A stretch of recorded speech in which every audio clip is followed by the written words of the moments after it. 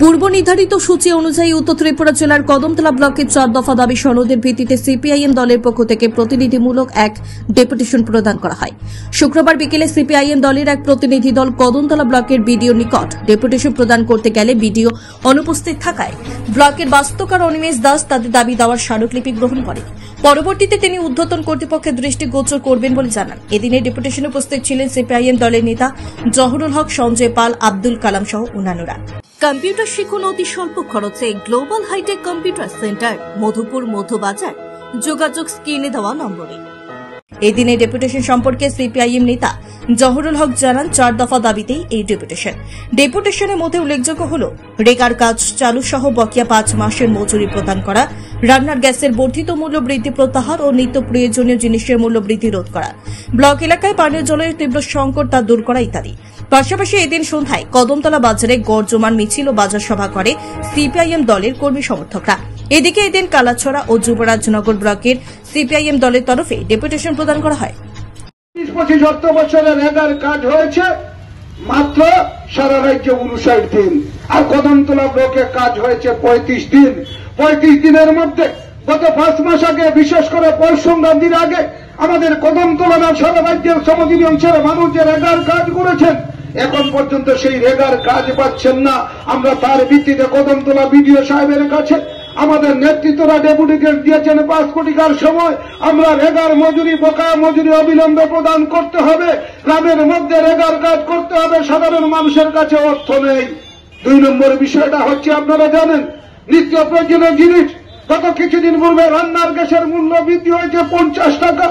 এই সময়ের মধ্যে আমরা দেখেছি প্রতিটা জিনিসের মূল্য বৃদ্ধি ঘটছে। ভারতবর্ষের বিজেপি সরকার রয়েছে, রাজ্য বিজেপি সরকার, তারা বলেন ডাবল ইঞ্জিনের সরকার।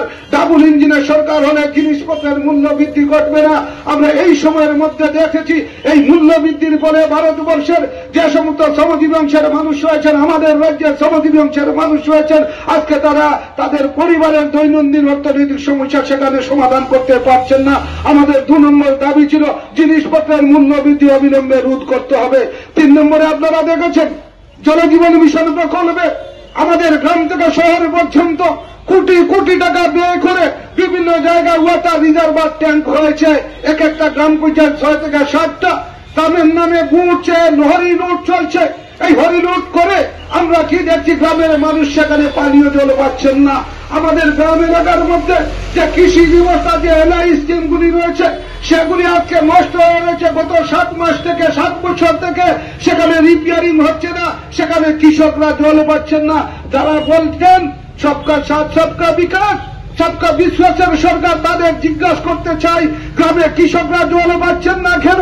আমাদের রাজ্যে গ্রাম থেকে শহর পর্যন্ত সর্বোচ্চ পানীয় জলের কারণে, পানীয় জলের অভাবে আমাদের মা বোনেরা রাস্তায় নেমে কলস নিয়ে জল পাওয়ার জন্য দাবি রাখছেন। এটা কি সবকা সাথ সবকা বিকাশের সরকার? আপনি কি খুঁজছেন বিশুদ্ধ পানীয় জল?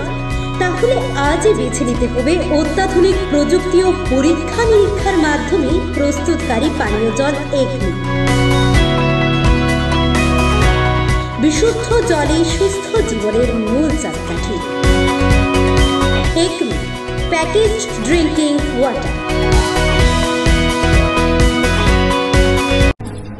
Bureau report, news Tripura 24।